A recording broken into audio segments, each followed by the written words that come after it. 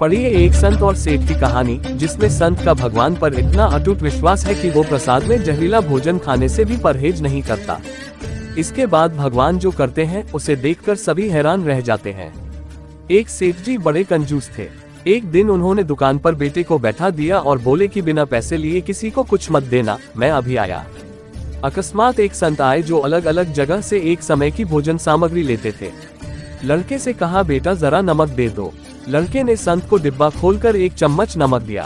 सेठ जी आए तो देखा कि डिब्बा खुला पड़ा था।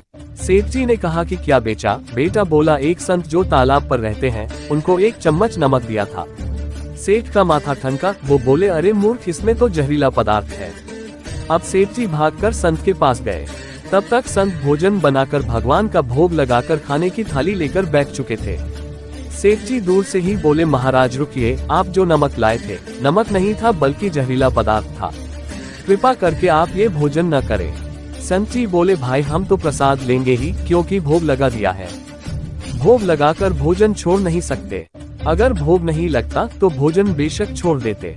ये कहकर संत ने भोजन को प्रसाद समझकर खाना शुरू कर दिया। सेठ जी के होश उड़ गए। वो रात भर वहीं बैठे रहे। सेठ को रह रहकर ये चिंता सता रही थी कि अगर संत को कुछ हो गया तो बड़ी बदनामी होगी। रात में अगर तबीयत बिगड़ी तो कम से कम वैद्य को दिखा देंगे। सोचते सोचते उसे नींद आ गई।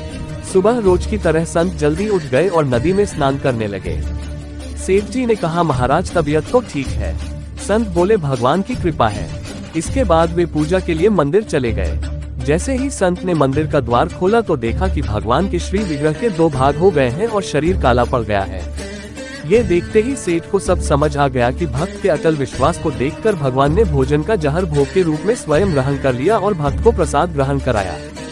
इसके बाद सेठ ने तुरंत घर जाकर बेटे को दुकान सौंप दी और स्वयं संत की शरण में आकर भगवान की भक्ति करने लगा।